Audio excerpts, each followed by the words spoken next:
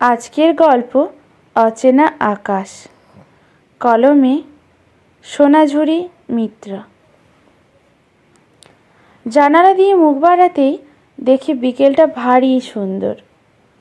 একটা হালকা সোনালি মিষ্টি রোদ্দুর চারপাশটাকে কেমন যেন মায়াবী আলোয় ভরিয়ে দিয়েছে। মা বলে এটা নাকি কোণে দেখা আলো। এক ছুট্টে চলে গেলাম ছাদে। বাপ্পা, সূর্যটা কি বড়, কি সুন্দর দেখাচ্ছে আকাশটাকে। ট্যাঙ্কের পাশে এক চিলতে ছায়া। ফু দিয়ে ধুলো উড়িয়ে বসে পড়লাম সেখানে। ট্যাঙ্কে লাগানো কলটা থেকে ফোঁটা ফোঁটা জল পড়ছে টুপটাপ। হাত বাড়িয়ে বন্ধ করতে গিয়ে দেখি একটা সবুজ রঙের ছোট্ট টিয়া জল খাচ্ছে।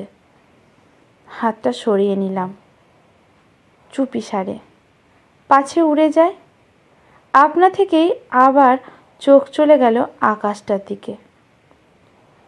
শহরতলির ছোট্ট গলির বাড়ির ছাদ থেকে আকাশ এখনো হারায়নি।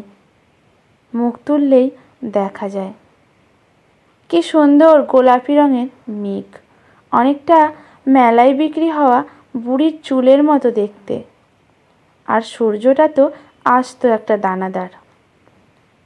আচ্ছা, আকাশে ওরা পাখিগুলো যদি টপ করে একদিন সূর্যটাকে গিলে ফেলে? গাছের পাতা মোটেও সবুজ নয়। নারকেল গাছের পাতাগুলো রোদ পড়লেই লালচে দেখায়। একটু আগেই বুঝি বৃষ্টি হয়েছে। সূর্যের আলো বৃষ্টি ফোঁটার মধ্যে দিয়ে কি অপূর্ব 7 রঙের মায়া ছড়িয়ে দিয়েছে। আকাশটা যেন শিল্পীর ক্যানভাস।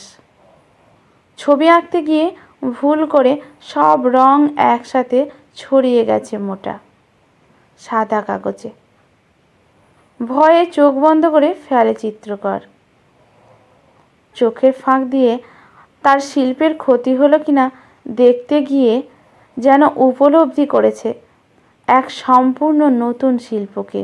এক অনাবিল আনন্দে, নবজন্মের আনন্দে হেসে ওঠা শিল্পীর হাসি যেন প্রতিধ্বনিত হয়ে এই এক চিলতে ছাদের কোণায় ফিরে আসছে বারবার। তুই এখানে? ছাদে উঠলি কি করে? পড়ে গেলে কি হতো? বারবার বলেছি একা কোথাও যাবি না। এই অবস্থায় একা হাঁটাচলা কেউ করে? আয়, সাবধানে, হাত ধর, হাত ধর, পড়ে যাবি। আজ 10 মাস, আজ 10 মাস হলো আমি দৃষ্টি হারিয়েছি। কি যেন এক অজানা অসুখ এসে চোখটাকেই নিয়ে গেছে। আমি কিন্তু আজও দেখতে পাই সূর্য অস্ত যাচ্ছে, টিয়া পাখি জল খাচ্ছে, নারকেল গাছের ছায়া পড়েছে আমাদের আম বাগানে। আমার দেখা শেষ দৃশ্য যে ভুলতে পারি? আজকের গল্পটি এখানেই সমাপ্ত। ভালো লাগলে লাইক, শেয়ার, কমেন্ট করে পাশে থাকবেন নতুন নতুন গল্প পাওয়ার জন্য। ধন্যবাদ।